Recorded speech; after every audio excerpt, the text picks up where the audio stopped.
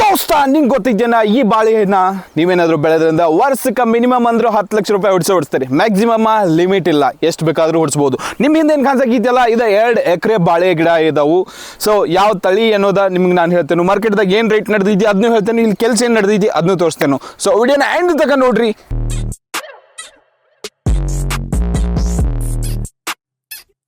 So ದೋಸ್ತ, ಯಾವುದೇ ಬೆಳಿ ಎಲ್ಲಕ್ಕಿಂತ ಇಂಪಾರ್ಟೆಂಟ್ ಇರೋದೇನಂದ್ರೆ ಮಣ್ಣು. ನಿಮ್ಮ ಹೊಲದಾಗ ಯಾವ ಮಣ್ಣು ಐತಿ, ಅದ್ರ ಫಲವತ್ತತೆ ಎಷ್ಟು ಐತಿ ಅನ್ನೋದು ಇಂಪಾರ್ಟೆಂಟ್ ಆಗ್ತೈತಿ. ಸೊ ಮಣ್ಣಿನ ಫಲವತ್ತತೆಯನ್ನು ಟೆಸ್ಟ್ ಮಾಡೋಕೆ ಮಣ್ಣನ್ನು ಟೆಸ್ಟ್ ಮಾಡ್ತಾರೆ. ಇನ್ನತಕ ನೀವು ಮೊದಲಿಗಿರೋಂಥ ಪ್ಲೀಸ್ ಒಂದು ಸರ್ತಿ ಹೋಗಿ ಮಾಡ್ಕೊರಿ. ನಿಮ್ಗೆ ಗೊತ್ತಾಗ್ತೈತಿ ನಿಮ್ಮ ಹೊಲದಲ್ಲಿರುವಂಥ ಮಣ್ಣಲ್ಲಿ ಏನೈತಿ ಏನಿಲ್ಲ, ಇಲ್ಲಾಗಿತ್ತಂದರೆ ಏನು ಕೊಡಬೇಕು ಏನು ಕೊಡಬಾರ್ದು ಅನ್ನೋದು ನಿಮ್ಗೆ ಗೊತ್ತಾಗ್ತೈತಿ. ಸರ್, ಇದು ಯಾವ ತಳಿ? ಇದು ಏಲಕ್ಕಿ ಏನೋ ತಳಿ. ಆಲ್ಮೋಸ್ಟ್ ಒಂದು ಇಷ್ಟು ಎತ್ತರ ಬಂದಿದೆ. ಎಷ್ಟು ತಿಂಗಳಾಯಿತು ಪ್ಲಾಂಟೇಶನ್ ಮಾಡಿ? 3 ತಿಂಗಳಾಯಿತು. 3 ತಿಂಗಳು, ಎಕ್ಸಾಕ್ಟ್ಲಿ 3 ತಿಂಗಳಾಗಿತ್ತು.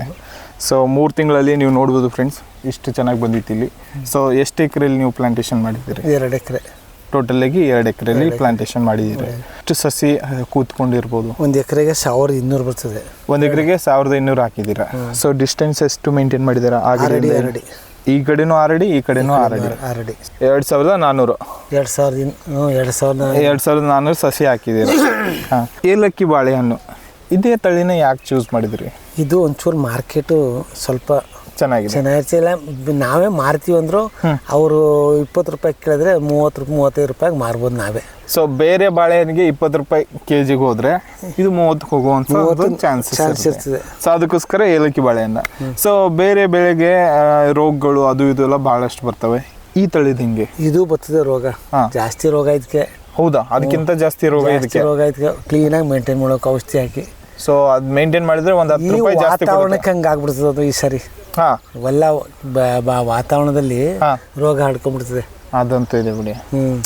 ಸೊ ಇವಾಗ ಗೊಬ್ಬರ ಎಲ್ಲ ಯಾವ ಥರ ಇದಕ್ಕೆ ಮೇಂಟೈನ್ ಮಾಡ್ತೀರಾ? ಗೊಬ್ಬರ ನಾವು ಇದುವರೆಗೂ ಈ ಸ್ಟೇಜ್ಗೆ ಕೈನಿಂದ ಕೊಟ್ಟಿದ್ದೀವಿ, ಇನ್ಮೇಲೆ ಡ್ರಿಪ್ ಮೇಲೆ ಕೊಡ್ತೀವಿ. ಸೊ ಅದು ಏನೆಲ್ಲ ಹಾಕಿದ್ದೀರಾ? DAP. ಸೊ ನೀವು ರಸಗೊಬ್ಬರದಲ್ಲಿ DAP ಹಾಕಿದ್ದೀರಾ, ಪೊಟ್ಯಾಶ್ ಹಾಕಿದ್ದೀರಾ? ಹಾಂ, ಒಳ್ಳೆಯದು. NPKದಲ್ಲಿ 17 17 ಹಾಕಿದ್ದೀರಾ? ಹಾಂ, ಒಳ್ಳೆಯದು.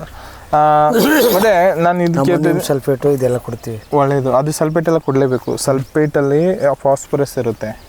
ಫಾಸ್ಫರಸ್ಸು ಒಂದು ಗಿಡದ ಬೇರಿಗೆ ತಳಗಡೆ ಇಳೋಕ್ಕೆ ಹೆಲ್ಪ್ ಮಾಡುತ್ತೆ. ಮತ್ತು ಪೊಟ್ಯಾಷಿಯಮ್ ಯಾಕೆ ಬಾಳೆ ಗಿಡಕ್ಕೆ ಕೊಡ್ತಾರೆ ಅಂದರೆ, ಒಂದು ಪೊಟ್ಯಾಷಿಯಮ್ಮು ಈ ಸೈಜಲ್ಲಿ ಕೊಟ್ಟರೆ ಮುಂದೆ ಬರುವಂಥ ಗೊನೆ ಇರುತ್ತಲ್ಲ, ಗೊನೆಯಲ್ಲಿ ಹೂವು ಚೆನ್ನಾಗಿ ಬರೋಕ್ಕೆ, ಹೂವು ಬಂದಮೇಲೆ ಹೂವನ್ನ ಸೆಟ್ ಆಗೋಕ್ಕೆ ಎಲ್ಲ ಹೆಲ್ಪ್ ಮಾಡುತ್ತೆ ಅದು. ಸೊ ಅದಕ್ಕೋಸ್ಕರ ಪೊಟ್ಯಾಷಿಯಮ್ನ ಕೊಡ್ತಾರೆ. ಇರಿಗೇಷನ್ ಸಿಸ್ಟಮ್ನ ಯಾವ ಥರ ಮೇಂಟೈನ್ ಮಾಡ್ತಿದ್ದೀರಾ? ಇರಿಗೇಷನ್ ಸಿಸ್ಟಮ್ ಅಂದರೆ ಇನ್ನೇನು ನೀರು ಕೊಡ್ತಾ ಇದ್ದೀವಿ, ಮತ್ತು ಎಲೆಕ್ಟ್ರಿಕ್ ಕಲ್ಟಿವೇಶನ್ ಮಾಡ್ತಾ ಇದ್ದೀವಿ, ಇವೆಲ್ಲ ಮಾಡ್ತಾ ಇದ್ದೀವಿ. ಇನ್ನೇನು ಅಷ್ಟೇ. ಒಳ್ಳೆಯದು. ಸೊ ಇವಾಗ ನೀವು ಇದಕ್ಕೆ ಡ್ರಿಪ್ ಇರಿಗೇಷನ್ ಮಾಡ್ತಾ ಇದ್ದೀವಿ. ಡ್ರಿಪ್ ಇರಿಗೇಷನ್ ಮಾಡ್ತಾ ಇದ್ದೀವಿ. ಸೊ ಡ್ರಿಪ್ಪಲ್ಲೇ ನೀರು ಕೊಡ್ತಾ ಇದ್ದೀವಿ. ಇಲ್ಲಿವರೆಗೆ ಈ ಬೆಳೆ ಇಲ್ಲಿವರೆಗೆ 3 ತಿಂಗಳಾಯಿತು, ಎಷ್ಟು ಖರ್ಚು ಬಂದಿರ್ಬೋದು? ಒಂದು ಸಸಿ 25 ರೂಪಾಯಿ. 25 ರೂಪಾಯಿಗೆ ಒಂದು ಸಸಿನ? ಒಂದು ಸಸಿ.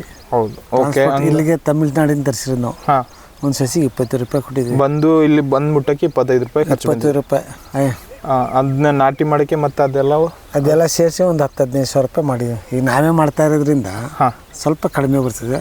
ಲೇಬರ್ ಆದರೆ ಜಾಸ್ತಿ ಆಯ್ತು. ಲೇಬರ್ ಅದು ಕೂಲಿ ಖರ್ಚು ಅನ್ಕೊಳ್ಳಿ. ಇಲ್ಲಿವರೆಗೆ 1 ಲಕ್ಷ ಖರ್ಚಾಗಿರ್ಬೋದಾ 2 ಎಕರೆಗೆ? ಆಗೈತೆ. ಸೊ ಅದರಲ್ಲಿ ರಸಗೊಬ್ಬರನೂ ಬಂತು, ಬರೀ ಗೊಬ್ಬರ ಮತ್ತು ಬಿತ್ತನೆ ಅದು ಮಾತ್ರ 1 ಲಕ್ಷ ರೂಪಾಯಿ ಖರ್ಚು ಬಂದಿದೆ. ಇನ್ನು ಡ್ರಿಪ್ ಇರಿಗೇಷನ್ ಹಾಕ್ಬೇಕಾದ್ರೆ ಇಷ್ಟಕ್ಕೆ 2 ಎಕರೆಗೆ ಎಷ್ಟು ಖರ್ಚು ಬರ್ಬೋದು ನಿಮಗೆ? ಇನ್ನೇನಂದ್ರೆ ಸ್ವಲ್ಪ 1 ಎಕರೆಗೆ 30,000 ರೂಪಾಯಿ ಖರ್ಚು ಬರ್ತದೆ. 1 ಎಕರೆಗೆ? 1 ಎಕರೆಗೆ. ಒಂದು 2 ಎಕರೆಗೆ ಒಂದು 60,000 65,000. ಸೊ ಹಂಗಾದ್ಮೇಲೆ ಈಗ ನೋಡೋದಾಯ್ತಂದ್ರೆ, ಸೊ ಟೋಟಲಿ ಇದು ಡ್ರಿಪ್ ಇರಿಗೇಷನು ಮತ್ತು ಈ ರಸಗೊಬ್ಬರ ಹಾಕೋದು ಸಸಿ ಎಲ್ಲ ಹಿಡ್ಕೊಂಡು 1-1.5 ಲಕ್ಷ ರೂಪಾಯಿ ನೀವು ಆಲ್ರೆಡಿ ಖರ್ಚು ಆಗಿರ್ಬೋದು. ನಿಮ್ಮ ಅಂದಾಜು ಏನಿದೆ, ಈ ಒಂದು ಗಿಡ ಚೆನ್ನಾಗಿ ಬಂತು ಅಂದರೆ ಎಷ್ಟು ಇಳುವರಿ ಬರ್ಬೋದು? ಸರ್, ಗಿಡ ಚೆನ್ನಾಗಿ ಬಂದು ಏನಾದ್ರು ರೇಟ್ ಚೆನ್ನಾಗಿ ಬಂದುಬಿಟ್ರೆ ರೇಟದ ಆಮೇಲೆ ಇಳುವರಿ ಎಷ್ಟು ಬರ್ಬೋದು? ಇಳುವರಿ ಒಂದು ಗಿಡ ಚೆನ್ನಾಗಿ ಬಂದರೆ 5-12 kg ಹಾಕಲಿ ಒಂದು ಗಿಡಕ್ಕೆ. 1 kgಗೆ 10 kgನೇ ಇಟ್ಕೊಳ್ಳಿ. 10 ಇಟ್ಕೊಳ್ಳಿ. 10 ಅವರೇಜು 10 kg 2400 ಗಿಡ ಇದ್ದಾವೆ. 2400 ಗಿಡ. ಹಾಂ, 10 ಒಂದು 20ರಿಂದ 25 ಟನ್ ಅಂತ ಅನ್ಬೋದು. 20 ಟನ್. 20 ಟನ್ ಇಟ್ಕೊಳ್ಳಿ. ಸೊ ಇವಾಗ ಮಾರ್ಕೆಟ್ ಬಗ್ಗೆ ಮಾತಾಡೋಣ. ಮಾರ್ಕೆಟ್ದಾಗ ಮಿನಿಮಮ್ ಏಲಕ್ಕಿ ಬಾಳೆಹಣ್ಣಿಗೆ ನೀವು ಕೇಳಿರ್ಬೋದು ರೇಟ್ ಜಾಸ್ತಿ ಸಿಗ್ತೈತಿ ಆ್ಯಸ್ ಕಂಪೇರ್ಡ್ ಟು ಬೇರೆ ಬಾಳೆಹಣ್ಣಿಗೆ ಅಂತ ಅಂತಾರು. ಬಟ್ ರಿಯಾಲಿಟಿ ಏನೈತಿ ಹಂಗಾಗುತ್ತಾ? ಯಾವುದು ಬೇರೆ ಬಾಳೆಹಣ್ಣು ಕಂಪೇರ್ ಮಾಡ್ತಂದ್ರೆ ಏಲಕ್ಕಿ ಬಾಳೆಹಣ್ಣಿಗೆ ರೇಟ್ ಜಾಸ್ತಿ ಇರುತ್ತಾ? ಚೆನ್ನಾಗಿ ಬಂದರೆ ಇದೇ ವರ್ಕೌಟ್. ಅದು ಏರ್ತದೆ ಇಳಿತದೆ. ಇದೊಂದು ಸುಮ್ಮನೆ ಒಂದು 20-20 ರೂಪಾಯಿನವ್ರು ನಡೀತಾನೆ. ಅದಕ್ಕೆ ಡಿಫ್ರೆನ್ಸ್ ಒಂದು 20 ರೂಪಾಯಿ ಇರುತ್ತೆ. 3 ರೂಪಾಯಿ ಆದರೂ ಆಗ್ಬಿಡುತ್ತೆ. ಈಗ 50 ರೂಪಾಯಿ ಇದೆ ಪಚ್ಚಬಾಳೆ. ಇದು ಗೊತ್ತ, ಇದು 100 ರೂಪಾಯಿ ನಡೀತಾ ಇದೆ ಇವಾಗ. ಜಸ್ಟ್ ನಡೀತಾ ಇದೆ. ಕರೆಂಟ್ ಮಾರ್ಕೆಟ್ ಸಿಚುವೇಶನ್ 100 ರೂಪಾಯಿ ಕೆಜಿ ಇದೆ. ಹೊರಗಡೆ ಮಾರ್ತಾವ್ರೀಗ. ಓಕೆ. 70-100 ರೂಪಾಯಿಗೆ ಮಾರ್ತಾವ್ರೀಗ. ಸೊ ನೀವು ಆಲ್ರೆಡಿ ಇವಾಗ ಹಿಂದ್ಗಡೆ ಮಾಡಿದ್ರಿ, ಅವಾಗ ಎಷ್ಟು ಸಿಕ್ಕಿತ್ತು? ಆಗ ನಮಗೆ 55 ರೂಪಾಯಿ ಲಾಸ್ಟ್ ಮಾರಿದ್ವಿ ನಾವು. ಲಾಸ್ಟ್ 55. ಈ ವರ್ಷದ ಮಾರ್ಕೆಟ್ ಇತ್ತಿಲ್ಲ ಅವಾಗ. ಅಷ್ಟು ಬೆಳೆ ಚೆನ್ನಾಗಿ ಬಂದಾಗ ಇದೇನಾಯ್ತದೆ ಅಂತಂದರೆ ಒಂಚೂರು ಮಾರ್ಕೆಟು ಕಮ್ಮಿ ಆಯ್ತದೆ, ಕಡಿಮೆ ಆಗ್ತದೆ. ಈ ವಾತಾವರಣಕ್ಕೆ ಈ ವರ್ಷ ಬೆಳೆ ಕಮ್ಮಿ ಇರೋದ್ರಿಂದ ಮಾರ್ಕೆಟ್ ಜಾಸ್ತಿ ಐತಿದ್ದು. 100 ರೂಪಾಯಿ ಕೆಜಿ ಮಾರ್ಕೆಟಲ್ಲಿ ಡಿಮ್ಯಾಂಡ್ ಜಾಸ್ತಿ ಐತೆ, ಅದಕ್ಕೋಸ್ಕರ ರೇಟು ಜಾಸ್ತಿ. ಅವರೇ 70 ರೂಪಾಯಿ ಮಾರ್ತಾರೆ ಈಗ. ನಮ್ಮ ಹತ್ರ 60 ರೂಪಾಯಿಗೆ ತಗೋತಾರೆ. ಹಂಗೆ ನೋಡೋಣ, ಯಾಕಂದ್ರೆ ಮಾರ್ಕೆಟ್ ಕಂಡೀಷನ್ ತಿಂಗಳು ಚೇಂಜ್ ಆಗುತ್ತೆ, ದಿನ ಚೇಂಜ್ ಆಗ್ಬಿಡ್ತದೆ. ಬಟ್ ಒಂದು ಕನ್ಫರ್ಮೇಶನ್ ಏನಂದ್ರೆ, ನೀವು ಬೇರೆ ಬಾಳೆಹಣ್ಣು ಕಂಪೇರ್ ಮಾಡಿದ್ರೆ ಅಂದ್ರೆ ಅದಕ್ಕಿಂತ ಒಂದು 5-10 ರೂಪಾಯಿ ಇದಕ್ಕೆ ಜಾಸ್ತಿನೇ ಸಿಗ್ತದೆ. ಮಾರ್ಕೋಬಹುದು. ಮತ್ತೆ ಇದನ್ನ ಅಬ್ವಿಯಸ್ಲಿ ಅದನ್ನ ನೀವು ಅದು ಕೊಳತು ಹೋಯ್ತು ಅದಾಯ್ತು ಅಲ್ಲ. ಮತ್ತೊಂದು ಹೇಳಿದ್ರು, ಈ ಏಲಕ್ಕಿ ಬಾಳೆಯಿಂದ ಲೈಫ್ ಒಂದ್ ಸ್ವಲ್ಪ ಹೆಚ್ಚು ಜನ ತಗೋತಾರೆ, ಮತ್ತೆ ಬೇಗ ಕೊಳ್ತ ಹೋಗಲ್ಲ, ಕೊಳೆಯಲ್ಲ. ಅದು ಜಲ್ದಿ ಕೊಳ್ತು ಹೋಗುತ್ತೆ. ಸೊ ಅದಕ್ಕೋಸ್ಕರ ಈ ಒಂದು ಏಲಕ್ಕಿ ಬಾಳೆಯನ್ನ ಬಹಳಷ್ಟು ರೈತರ, ನಾನು ಅದು ಹಾಕಿಲ್ಲ ಯಾವಾಗ ಉಪಯೋಗ. ನನ್ನ ಸರ್ವಿಸಲ್ಲೇ ಪೂರ್ತಿ ಇದೇ ಮಾಡ್ತಾ ಇರೋದು, ಏಲಕ್ಕಿ ಬಾಳೆಹಣ್ಣು. ಏಲಕ್ಕಿನೇ 1 ಎಕರೆಗಳಲ್ಲಿ ನಾನು ಮುಂಚೆ ಮಾಡಿದ್ದೆ 6 ಲಕ್ಷ ರೂಪಾಯಿ ಸಂಪಾದನೆ ಮಾಡಿದ್ದೆ. ಒಂದು ಎಕರೆಗೆ 6 ಲಕ್ಷ. ಸೊ ಫ್ರೆಂಡ್ಸ್, ಈ ವರ್ಷ ಏನಾದ್ರು ಚೆನ್ನಾಗಿ ರೇಟ್ ಸಿಕ್ತು ಅಂದ್ರೆ ಡಬಲ್ ಮಿನಿಮಮ್ ಅದು ರೇಟು. ಸೊ ನನ್ನ ಒಂದು ಅಂದಾಜು ಪ್ರಕಾರ ಒಂದು 10ರಿಂದ 15 ಲಕ್ಷ ಅಂತೂ ಚೆನ್ನಾಗಿ ಬಂದ್ರೆ ಬರ್ಬೋದು. ಇಲ್ಲ ಅಂದ್ರೆ ಎವರೇಜ್ ನಾವ್ ಹಿಡ್ಕೊಂಡ್ರು ಒಂದು 10 ಲಕ್ಷ ಹೇಳಕ್ಕಾಗಲ್ಲ ಸರ್. ಅದೆಲ್ಲ ಅದೇ ಇವಾಗ ರೇಟ್ ಚೆನ್ನಾಗಿದೆ, ಮಾರ್ಕೆಟ್ ಅಲ್ಲಿ ರೇಟ್ ಚೆನ್ನಾಗಿದೆ, ನಿಮ್ಮ ಹತ್ರ ಬೆಳೆನೂ ಚೆನ್ನಾಗಿ ಬೆಳೆದೈತಿ ಅಂತ ತಿಳ್ಕೊಂಡು ಹೋದ್ರೆ ಒಂದಿಷ್ಟ ಆಗ್ಬಹುದು. ಬಂದ್ರೆ ಇದುವರೆಗೂ ಚೆನ್ನಾಗದೆ. ಇದು ಹೇಳಕ್ಕಾಗಿಲ್ಲ, ಗೊನೆ ಬರುವಾಗ ಇದು ಬಂದ್ಬಿಡ್ತದೆ, ಇದಕ್ಕೆ ಒಂಥರ ರೋಗ ಮಾಡ್ತದೆ. ಸೊ ಸ್ಟೇಜ್ಗೆ ಇನ್ನ ಇವಾಗ ಒಂದೂವರೆ ಲಕ್ಷ ಖರ್ಚಾಗಿದೆ. ಇನ್ನ 12 ತಿಂಗಳು ಬೆಳೆ ಇದು. 12 ತಿಂಗಳಲ್ಲಿ ಇನ್ನೂ ಎಷ್ಟು ಖರ್ಚು ಬರ್ಬೋದು ಇದರಿಂದ? ಇದರಲ್ಲಿ ಇನ್ಮೇಲೇನು ಡ್ರಿಪ್ದು ಅಂತದೇನು ಗೊಬ್ಬರ ಹಾಕಬೇಕು, ಔಷಧಿ. ಸೊ ಎಲ್ಲ ಕೂಡಿ ಒಂದು 3ರಿಂದ 4 ಲಕ್ಷ ಖರ್ಚು ಬರ್ಬೋದಾ ವರ್ಷಕ್ಕೆ ಬರ್ತದೆ. ಸೊ ಒಂದು 10 ಲಕ್ಷ ಇನ್ಕಮ್ ಬಂದರೂ ಕೂಡ ಒಂದು 4 ಲಕ್ಷ ನೀವು ಮೈನಸ್ ಮಾಡಿದ್ರು ಕೂಡ ಎವ್ರೇಜಲ್ಲಿ ಹೇಳ್ತಾ ಇದೀವಿ. ಎವ್ರೇಜ್ ಅಥವಾ ಮಾರ್ಕೆಟ್ ಫುಲ್ ಡೌನ್ ಐತೆ ಅಂದ್ರೂ ಒಂದು 5ರಿಂದ 6 ಲಕ್ಷ ರೂಪಾಯಿ ನಿಮಗೆ ಉಳಿಬೋದು. ಸೊ ಇದು ಮಿನಿಮಮ್. ಮ್ಯಾಕ್ಸಿಮಮ್ ನೀವು ಅದು ಡಿಪೆಂಡ್ ಆಗ್ತೈತಿ ಮಾರ್ಕೆಟ್ ಕಂಡೀಷನ್ ಮೇಲೆ, ಹೊಲದಾಗ ಬೆಳೆ ಹೆಂಗೆ ಬಂದೈತಿ, ಎಷ್ಟು ಇಳುವರಿ ಬಂದೈತಿ, ಅದೆಲ್ಲವೂ ಕಂಡೀಷನ್ ಅಪ್ಲೈ ಆಗ್ತಾವೆ. ಬಟ್ ಒಂದು ಅಂದಾಜು ನಾವು ಅಂದಾಜಲ್ಲಿ ಹೇಳ್ಬೋದು, ಇಷ್ಟು ಬರ್ಬೋದು ಅಂತ. ಇದು ವ್ಯವಸಾಯನೇ ಹೆಂಗೆ. ಅದೇ ವ್ಯವಸಾಯ ಎಲ್ಲ ಕಡೆ ಹೆಂಗೆ, ಅದು ಎಕ್ಸಾಕ್ಟ್ಲಿ ನಾವು ರೇಟ್ ನಂಬರ್ ಹೇಳಕ್ ಬರಲ್ಲ. ಸೊ ಇಷ್ಟೇ ಆಗಿದೆ ಅಂತ. ಈ ಥರ ನೀವು ಬೆಳೆಯೋಕೆ ಪ್ರಯತ್ನ ಮಾಡಿರಿ, ಹೊಸದೇನಾದ್ರೂ ಮಾಡಿರಿ. ಏಲಕ್ಕಿ ಬೇರೆ ಬಾಳೆಹಣ್ಣು ಬೆಳೀತಿದ್ರೆ ಅಂದರೆ ಏಲಕ್ಕಿ ಬೆಳೆಯನ್ನು ಬೆಳೀರಿ. ಮತ್ತು ನೀವು ಇನ್ನು ಆರ್ಗ್ಯಾನಿಕ್ ಯಾಕೆ ಮಾಡೋನಿಲ್ಲ? ಇವಾಗ ಇದಕ್ಕೆ ಯಾಕೆ ನೀವು ರಸಗೊಬ್ಬರಕ್ಕೆ ಹೆಚ್ಚು ಖರ್ಚು ಮಾಡ್ತಿದ್ದೀರಾ? ಆರ್ಗ್ಯಾನಿಕ್ ಮಾಡ್ಬೋದಲ್ಲ? ಆರ್ಗ್ಯಾನಿಕ್ ಮಾಡ್ಬೋದು. ಆರ್ಗ್ಯಾನಿಕ್ಕು ನಾವು ದನದ ಗೊಬ್ಬರ ನಮ್ಮ ಜಮೀನಲ್ಲಿ ಐತೆ, ಅದು ಹಾಕಿದ್ದೀರಾ. ಆದ್ರೆ ನೀವು ಫರ್ಟಿಲೈಸರ್ಗಳು ಏನು ಕೊಡ್ತಾ ಇದ್ದಾರಲ್ಲ, ಇದ್ರ ಬದಲಿ ವರ್ಮಿ ಕಂಪೋಸ್ಟ್ ಅದು ಇದೆಲ್ಲ ಬರುತ್ತಲ್ಲ, ಅದನ್ನ ನೀವು ಕೊಡ್ಬೋದಲ್ಲ ಬೇಗ.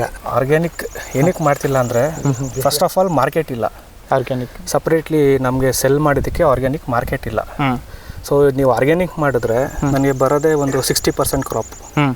ಸೊ 100% ಕ್ರಾಪ್ ನಾನು ಬೆಳಿತೀನಿ, ಬಟ್ ನಂಗೆ 60% ಇಳುವರಿ ಬರೋದು. ಯಾಕಂದರೆ ಇಲ್ಲಿ 15 kg ಬರ್ತು ಅಂದರೆ ನನಗೆ 8 kgs ಬಂದು ನಿಂತ್ಕೊಬಿಡುತ್ತೆ.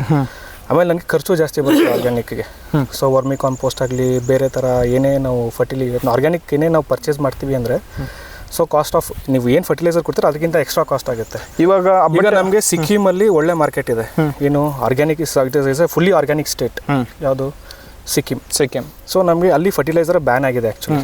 ಸೊ ಆ ಥರ ನಮ್ಮ ಗೌರ್ಮೆಂಟು ಸ್ಟೆಪ್ಸ್ ತಗೊಂಡ್ರೆ ವಿ ವಿಲ್ ಡೆಫಿನೆಟ್ಲಿ ರೇಟ್ ನಮಗೆ ಮಾರ್ಕೆಟ್ ಪ್ರೊವೈಡ್ ಮಾಡಬೇಕು ಆರ್ಗ್ಯಾನಿಕ್ಗೆ, ಫುಲ್ಲಿ ಸರ್ಟಿಫೈಡ್ ಮಾಡಿ. ಕೆಲವು ಬಿಗ್ ಕಂಪ್ನೀಸ್ ಇದ್ದಾವೆ, ಅವ್ರು ಯಾವ ಥರ ಅಂತಾರೆ, ಅವ್ರು ಹೇಳ್ತಾರೆ ಆರ್ಗ್ಯಾನಿಕ್ ಅಂತ, ಬಟ್ ಅಲ್ಲಿ ಏನು ಮಾಡ್ತಾರೆ ಅಂದರೆ ನಮಗೆ ಅದಕ್ಕೆ ಅವ್ರಿಗೆ ಲ್ಯಾಬ್ಸಲ್ಲಿ ಟೆಸ್ಟ್ ಆಗದೆ ಥರ ಕೆಮಿಕಲ್ಸ್ ಕೊಡ್ತಾರೆ. ಓಕೆ, ಫುಲ್ಲಿ ಲ್ಯಾಬ್ಸಲ್ಲಿ ತೊಗೊಂಡು ಅವ್ರು ಸ್ಪ್ರೇ ಮಾಡಿದ್ರೆ ನಿಮಗೆ ಗೊತ್ತಾಗಲ್ಲ, ಎಲ್ಲೇ ಹೋಗಿ ಚೆಕ್ ಮಾಡಿಸಿದ್ರು. ಬಟ್ ನಾವು ಅಷ್ಟೊಂದು ನಾಲೆಜಬಲ್ ಅಲ್ಲ. ಸೊ ನಮ್ಗೆ ಏನು ಇಲ್ಲಿ ಲೋಕಲಿ ಅವೈಲೇಬಲ್ ಇದೆ ಅದನ್ನು ತಗೊಂಡು ನಾವು ಮಾಡ್ತೀವಿ. ಸೊ ಅದರಿಂದ ಅಂದರೆ ಆರ್ಗ್ಯಾನಿಕ್ ಮಾಡೋದ್ರಿಂದ ಒಂದು ರೈತರ ಖರ್ಚು ಕಡಿಮೆ ಆಗುತ್ತೆ ಅಂತ ತಪ್ಪದು ನಿಜವಾಗ್ಲು. ಆನ್ ದ ಫಾರ್ಮ್ ಒಂದು ವಿಸಿಟ್ ಮಾಡ್ತೀವಿ, ಆಗೋದಿಲ್ಲ. ಇಳುವರಿ ಏನು ಬರ್ತಾ ಇದೆ ಕ್ರಾಪ್ ಅದು 60% ಡೌನ್ ಆಗುತ್ತೆ ನಮಗೆ. ಓಕೆ ಸೊ ಸಾರಿ 40% ಡೌನ್ ಆಗುತ್ತೆ. 40% ಡೌನ್ ಈಗ ಆಗುತ್ತೆ. 15 kg ಬರೋಗನೆ ಬರೋದೇ 8 kg. ಬಂದ್ರೆ ಪರವಾಗಿಲ್ಲ. ಆಮೇಲೆ ವ್ಯಾಲ್ಯೂ ಇದನ್ನು ಈಗ ನಾನ್ ಆರ್ಗ್ಯಾನಿಕ್ನು ಸೇಮ್ ವ್ಯಾಲ್ಯೂ ಪರ್ಚೇಸ್ ಮಾಡ್ತಾರೆ, ಆರ್ಗ್ಯಾನಿಕ್ಕು ಸೇಮ್ ಆಗಿ ಪರ್ಚೇಸ್ ಮಾಡ್ತಾರೆ. ಸೊ ನಮ್ಗೇನ್ ಲಾಭ? ಅದೇ ಕರ್ನಾಟಕದಲ್ಲಿ ಆರ್ಗ್ಯಾನಿಕ್ ಪ್ರಾಡಕ್ಟ್ಗೆ ವ್ಯಾಲ್ಯೂ ಇಲ್ಲ, ವ್ಯಾಲ್ಯೂ ಇಲ್ಲ ಅಂದ್ರೆ ಮಾರ್ಕೆಟೇ ಇಲ್ಲ. ಸೊ ಅದ್ರ ಮೇಲೆ ಸರ್ಕಾರದವರು ಏನಾದ್ರು ಮಾಡಿ ಅವು ಸರ್ಟಿಫೈ ಮಾಡಿ ಮಾಡಿದ್ರೆ ಈಗ ತಗೊಳ್ಳೋರ್ಗೂ ಲಾಭ. ನಿಮ್ಗೆ ಹೆಂಗೆ ಗೊತ್ತಾಗುತ್ತೆ ಫೈನಲ್ ಪ್ರಾಡಕ್ಟ್ ಇದು ಆರ್ಗ್ಯಾನಿಕಲ್ ಬೆಳೆದಿದ್ರೆ ನೀವು ಹೆಂಗೆ ಸರ್ಟಿಫೈ ಮಾಡ್ತೀರಾ? ಟೆಸ್ಟ್ ಮಾಡಿ ಅವರು ಹೆಂಗೆ ಮಾಡಿದ್ದಾರೆ ಇವ್ರ ಮೆಥಡ್ಸ್ ಅವ್ರು ಬಂದು ಚೆಕ್ ಮಾಡಿ ಆ ಸರ್ಟಿಫೈ ಮಾಡಿ ಇದಕ್ಕೆ ಸಪ್ರೇಟ್ ಆಗಿ ಆಗ ಇದಕ್ಕೆ ನನಗೆ 40% ಯಾರು ಕಾಂಪನ್ಸೇಟ್ ಮಾಡ್ತಾರೆ ನನ್ನ ಲಾಸ್ಗೆ? ಅದು ಕರೆಕ್ಟ್. ಆ 40% ಕಾಂಪನ್ಸೇಟ್ ಆಗಿ ಮಾಡಿದ್ರೆ so we will definitely do it. It is nothing but it is also business. ಅದು ಓಕೆ ಕರೆಕ್ಟ್. ರೈತನಿಗೆ ಅದು ನಿಮ್ಗಲ್ಲ, ಬಟ್ ನಾವು ಬೆಳಿತೀವಿ. So it's nothing but business. Okay correct ಇದೆ. ಸೊ ಲಾಸ್ಟ್ ಆಫ್ ಪ್ರಾಫಿಟ್ ಇದ್ದೇ ಇರುತ್ತೆ. ನಾನು ಪ್ರತಿ ಸತಿ ಲಾಸ್ ಮಾಡ್ಕೊಂಡು ನನಗೇನು ಸಿಗುತ್ತೆ? ಸೊ ನನಗೆ ಕೊಡೋ ಕೂಲಿ ಕೊಡ್ಲೇಬೇಕು, ಲೇಬರ್ಗೆ ಯಾರು ಎಲ್ಲ ತರ ನಮಗೆ ಕಾಸ್ಟ್ ಅಂತೂ ಸೇಮ್ ಇರುತ್ತೆ, ಬಟ್ ನನಗೆ ಎಂಡ್ ಆಫ್ ದ ಡೇ ನನಗೆ ಲಾಸ್ ಆಗ್ತಾ ಇದೆ. ಸೊ ಇದಕ್ಕೆಲ್ಲ ಒಂದೊಂದು ಸೊಲ್ಯೂಷನ್ ಏನಂದ್ರೆ ಕರ್ನಾಟಕದಲ್ಲಿ ಒಂದು ಪರ್ಟಿಕ್ಯುಲರ್ಲಿ ಆರ್ಗ್ಯಾನಿಕ್ ಆಗಿರುವಂತ ಮಾರ್ಕೆಟ್ನ ಓಪನ್ ಮಾಡಬೇಕು. ಆರ್ಗ್ಯಾನಿಕ್ ಪ್ರಾಡಕ್ಟ್ಗಳು ಮಾತ್ರ ಅಲ್ಲಿ ಸೆಲ್ ಆಗಬೇಕು, ಅದಕ್ಕೆ ಮತ್ತೆ ವ್ಯಾಲ್ಯೂ ಜಾಸ್ತಿ ಸಿಗುತ್ತೆ. ಹಂಗೇನಾದ್ರೂ ಆಯ್ತು ಅಂದ್ರೆ ವಿಲ್ ಡೂ ಇಟ್. ದೆನ್ ರೈತರು ಮುಂದೆ ಬರ್ತಾರೆ. ಸಿಚುವೇಶನ್ ತಗೊಳ್ಳೋರ್ಗೂ ಸರ್ಟಿಫೈ ಆಗುತ್ತೆ, ನಾವು ಬೆಳಿತೀವಿ. ಒಳ್ಳೇದು. ಸೊ ಪ್ರಾಬ್ಲಮ್ ಇದೆ, ಈ ಪ್ರಾಬ್ಲಮ್ ಇನ್ನೂ ಸಾಲ್ವ್ ಆಗ್ಬೇಕಿದ್ರೆ ಇನ್ನೂ ಕೆಲವೊಂದು ವರ್ಷ ಹೋಗುತ್ತೆ, ಇನ್ನೂ ವರ್ಷಗಳೇ ಹೋಗುತ್ತೆ. ತಗೊಂಡ್ ಮಾಡಬೇಕು. ದೊಡ್ಡ ಪ್ರಾಬ್ಲಮ್ ಏನಿಲ್ಲ, ಆಲ್ರೆಡಿ ಸಿಕ್ಕಿಂ ಅವರು ತಗೊಂಡಿದ್ದಾರೆ, ಮಾಡಿದ್ದಾರೆ ಆಲ್ರೆಡಿ ಇನ್ಪುಟ್ಸ್ ಇದೆ ಅಲ್ಲಿ. ಸೊ ಅದನ್ನ ತಗೊಂಡ್ಬಂದು ಇಲ್ಲಿ ಇಂಪ್ಲಿಮೆಂಟ್ ಮಾಡಿದ್ರೆ ವಿಲ್ ಡೆಫಿನೆಟ್ಲಿ. ಕರ್ನಾಟಕದಲ್ಲೂ ಅದು ಒಂದು ಸ್ಟಾರ್ಟ್ ಆಗಿದೆ ಇವಾಗ. ಉತ್ತರ ಕನ್ನಡ ಜಿಲ್ಲೆಯ ಜೊಯ್ಡಾ ಅನ್ನೋ ತಾಲೂಕನ್ನ ಆರ್ಗ್ಯಾನಿಕ್ ತಾಲೂಕು ಅಂತ ಘೋಷಣೆ ಮಾಡಿದ್ದಾರೆ. ಸೊ ಆ ಒಂದು ಪ್ರೊಸೆಸ್ ಸ್ಟಾರ್ಟ್ ಆಗಿದೆ ಇವಾಗ. ಸೊ ಮೇ ಬಿ ಇಲ್ಲಿಗೆ ಬರುವವರೆಗೂ ಇನ್ನೂ ಒಂದು 5-6 ವರ್ಷ ಹೋಗ್ಬೋದು. ಯಾಕಂದರೆ ಎಲ್ಲ ರೈತರಲ್ಲಿ ಆ ಒಂದು ಅರಿವು ಬರಬೇಕು. ಒಂದು ಅವರು ಆರ್ಗ್ಯಾನಿಕ್ ಬೆಳಿಬೇಕು, ಮತ್ತು ತಗೊಳ್ಳೋರು ಕೂಡ ಆರ್ಗ್ಯಾನಿಕ್ ಪ್ರಾಡಕ್ಟ್ಗೆ ಮತ್ತು ಕೆಮಿಕಲ್ ಹಾಕಿದ್ದಕ್ಕೆ ಅವ್ರಿಗೆ ಡಿಫ್ರೆನ್ಷಿಯೇಟ್ ಯಾವಾಗ ಗೊತ್ತಾಗುತ್ತಲ್ಲ ಆವಾಗ ಆರ್ಗ್ಯಾನಿಕ್ಗೆ ಜಾಸ್ತಿ ಬೈ ಮಾಡೋಕ್ಕೆ ಸ್ಟಾರ್ಟ್ ಮಾಡ್ತಾರೆ. ಯಾವಾಗ ಡಿಮ್ಯಾಂಡ್ ಹೆಚ್ಚಾಗುತ್ತೆ ಆವಾಗ ಸಪ್ಲೈ ಕೂಡ ಸಿಗುತ್ತೆ.